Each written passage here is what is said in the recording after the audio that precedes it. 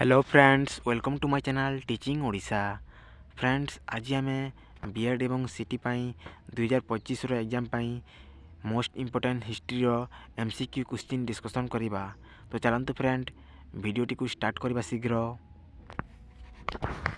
तो fast question कौन अटे देखते फ्रेंड, चतुर्जाम धर्म किए प्रचार करथिले कहल, किए आमर चतुर्जाम धर्म प्रचार करथिले कौन हेबो? पार्श्वनाथ। किए करथिले? पार्श्वनाथ। तापर देख केउठारे महावीर देह त्याग करथिले, महावीर केउठारे तांकर शेष निश्वास नैतिले कहल, कौन हेबो? उत्तर हेबो पाबा। पाबा ठारे से देह त्याग करथिले। तापर देख कौन पचारिला, ओडिशार केउ सम्राट जैन धर्मर पृष्ठपोषक थिले, कौन हेबो कहल? किए जैन धर्मर पृष्ठपोषक थिले ना खारवेल। किए थिले? खारवेल। तापर देख कौन पचारिछि, बौद्ध धर्मर प्रतिष्ठाता किए कहल, किए आमर बौद्ध धर्मर प्रतिष्ठाता थिले, किए हेबे? गौतम बुद्ध होउछन्ति बौद्ध धर्मर प्रतिष्ठाता। तापर देख कौन आसिला, गौतम बुद्ध केउठारे जन्म ग्रहण करथिले कहल, गौतम बुद्ध केउठारे जन्म ग्रहण करथिले? कपिलावस्तुर लुम्बिनी उद्यान, नेपाल लुम्बिनी उद्यान रे जन्म ग्रहण करथिले गौतम बुद्ध। तापर देख कौन आसिला, जैन धर्मर प्रतिष्ठाता किए? अच्छा कहल, जैन धर्मर प्रतिष्ठाता किए? ऋषभनाथ। किए हेबे? आमर ऋषभनाथ, सी थिले जैन धर्मर प्रतिष्ठाता। तापर देख जैन धर्मर 24तम बा शेष प्रचारक किए थिले?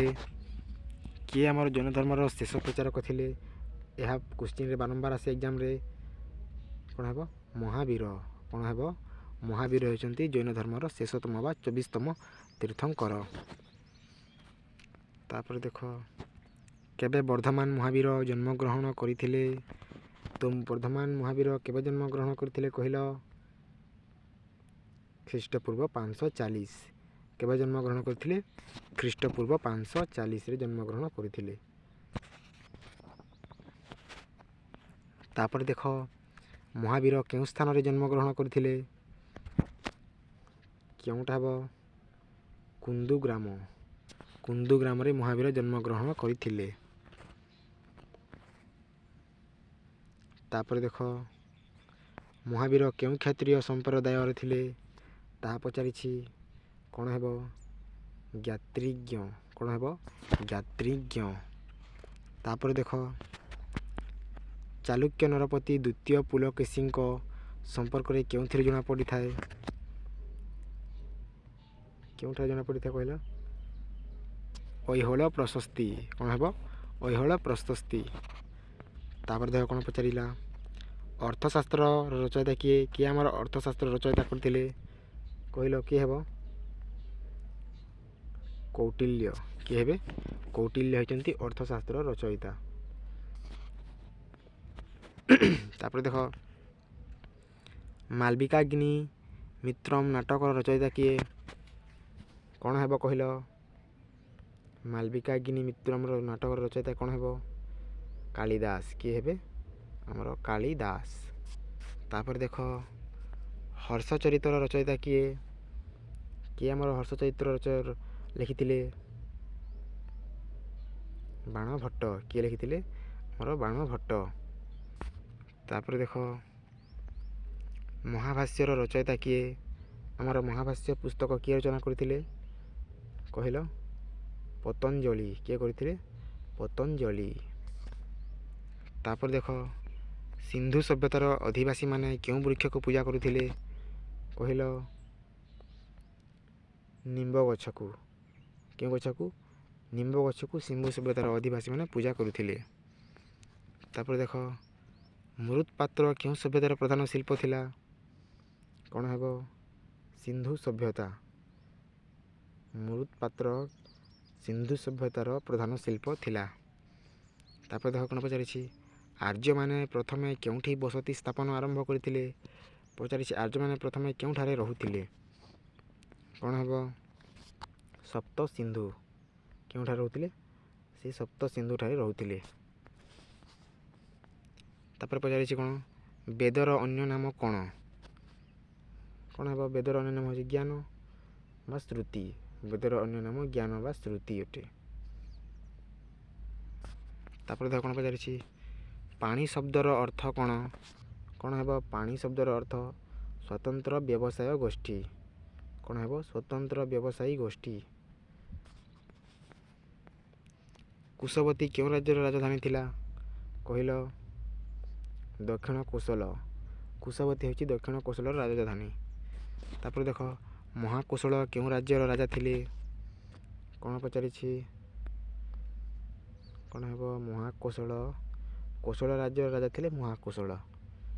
ତାପରେ ଦେଖ କ'ଣ ପଚାରିଛି କୋଶଳ ଦେବୀ କେଉଁ ରାଜାଙ୍କ କନ୍ୟା ଥିଲେ? କୋଶଳ ଦେବୀ ମହାକୋଶଳଙ୍କ କନ୍ୟା ଥିଲେ। ପ୍ରସେନଜିତ କେଉଁ ରାଜ୍ୟର ରାଜା ଥିଲେ? କହିଲ କୋଶଳ। କ'ଣ ହେବ ଏହା? ଏହା ମଧ୍ୟ କୋଶଳ। କ'ଣ ହେବ କୋଶଳ। ତାପରେ ଦେଖ ଅଜାତଶତ୍ରୁ ନିମ୍ନୋକ୍ତ କାହାର ପୁତ୍ର ଥିଲେ? ଅଜାତଶତ୍ରୁ କାହାର ପୁତ୍ର ଥିଲେ ନା ବିମ୍ବିସାର। କାହାର? ବିମ୍ବିସାର। ଅଶୋକ ମଧ୍ୟ ବିମ୍ବିସାରଙ୍କ ପୁତ୍ର ଥିଲେ। ଚମ୍ପା କେଉଁ ରାଜ୍ୟର ରାଜଧାନୀ ଥିଲା? କହିଲ ଚମ୍ପା ଅଙ୍ଗ ରାଜ୍ୟର ରାଜଧାନୀ ଥିଲା। କେଉଁ ରାଜ୍ୟର? ଅଙ୍ଗ। ତାପରେ ଦେଖ ଭାରହୁତ ସ୍ଥାପତ୍ୟ କେଉଁ ସମୟରେ କଲା ସ୍ଥାପତ୍ୟର ପରିଚୟ ପ୍ରଦାନ କରିଥାଏ? କ'ଣ ହେବ ଶୃଙ୍ଗର ସମୟ। କ'ଣ ହେବ ଶୃଙ୍ଗ ସମୟର। ତାପରେ ଦେଖ ପ୍ରାଚୀନ କଳିଙ୍ଗ ନଗରୀର ବର୍ତ୍ତମାନ ନାମ କ'ଣ ଅଟେ? ପ୍ରାଚୀନ କଳିଙ୍ଗ ନଗରୀର ବର୍ତ୍ତମାନ ନାମ କ'ଣ ଅଟେ? ନା ଆମର ହରିଶପୁରଗଡ଼। କ'ଣ ଅଟେ? ହରିଶପୁରଗଡ଼। ତାପରେ ଦେଖ କେଉଁ ଶିଳାଲେଖରୁ ଆର୍ଯ୍ୟମାନଙ୍କ ଭାରତ ଆଗମନ କଥା ସୂଚିତ ହୁଏ? କେଉଁ ଶିଳାଲେଖରୁ ଭାରତମାନେ ଆର୍ଯ୍ୟ ଆସିଥିବା କଥା ଜଣାପଡ଼େ? ବୋଘାଜୋକୋଇ ଶିଳାଲେଖ। କ'ଣ ହେବ ବୋଘାଜୋକୋଇ ଶିଳାଲେଖ। ତାପରେ ଦେଖ କ'ଣ ଆସିଲା ଗୁପ୍ତ ମୁଦ୍ରାର ଭାଷା କ'ଣ ଥିଲା? କ'ଣ ହେବ ସଂସ୍କୃତ ଥିଲା। ଗୁପ୍ତ ମୁଦ୍ରାର ଭାଷା ହେଲା ସଂସ୍କୃତ। ତାପରେ ଦେଖ ଭାରତର ପ୍ରାଚୀନତମ ମୁଦ୍ରା ରୂପେ କାହାକୁ ଗ୍ରହଣ କରାଯାଏ? କହିଲ ମୌର୍ଯ୍ୟ ଯୁଗର ଛାପା ମୁଦ୍ରା। କ'ଣ ହେବ ମୌର୍ଯ୍ୟ ଯୁଗର ଛାପା ମୁଦ୍ରାକୁ ଭାରତର ପ୍ରାଚୀନ ମୁଦ୍ରା ରୂପେ ଗ୍ରହଣ କରାଯାଉଥିଲା। ତାପରେ ଦେଖ ଭାରତର କେଉଁ ବଡ଼ ଲାଟଙ୍କ ସମୟରେ ପ୍ରତ୍ନତତ୍ତ୍ୱ ବିଭାଗ ସୃଷ୍ଟି ହୋଇଥିଲା? କ'ଣ ହେବ ଲର୍ଡ଼ କର୍ଜନ। ଲର୍ଡ଼ କର୍ଜନଙ୍କ ସମୟରେ ସୃଷ୍ଟି ଥିଲା। ଖାରବେଳଙ୍କ ହାତୀଗୁମ୍ଫା ଶିଳାଲେଖ କେଉଁଠାରେ ଅବସ୍ଥିତ? କହିଲ କ'ଣ ହେବ ଉଦୟଗିରି। କେଉଁଠାରେ ଥିଲା? ଉଦୟଗିରି। ତାପରେ ଦେଖ କେଉଁ ଶିଳାଲେଖରୁ ଖାରବେଳଙ୍କ କଥା ଜାଣି ହୁଏ? ହାତୀଗୁମ୍ଫା ଶିଳାଲେଖ। କ'ଣ ହେବ ହାତୀଗୁମ୍ଫା ଶିଳାଲେଖରୁ ଖାରବେଳଙ୍କ କଥା ଜାଣି ହୁଏ। ପଲ୍ଲବମାନଙ୍କର ସ୍ଥାପତ୍ୟର ନିଦର୍ଶନ କେଉଁଠାରେ ଦେଖିବାକୁ ମିଳିଥାଏ? କ'ଣ ହେବ ମାମଲାପୁରମ୍ ମନ୍ଦିର। କ'ଣ ହେବ ମାମଲାପୁରମ୍ ମନ୍ଦିର। ଗିର୍ନାର ପ୍ରସ୍ତାର ଅଭିଲେଖ କେଉଁ ଶାସକଙ୍କ ଗୁଣ ଗାନ କରିଥାଏ? କହିଲ କ'ଣ ହେବ ଶକ ଶାସକଙ୍କ ରୁଦ୍ର ଦମନ। ତ ଫ୍ରେଣ୍ଡସ୍ ଏହା ଥିଲା କେତେକ ଇମ୍ପୋର୍ଟାଣ୍ଟ କ୍ୱେଶ୍ଚିନ୍ ଯାହାକି ଆପଣମାନଙ୍କ ଏକ୍ଜାମ୍ ପାଇଁ ହେଲ୍ପଫୁଲ୍ ଅଟେ।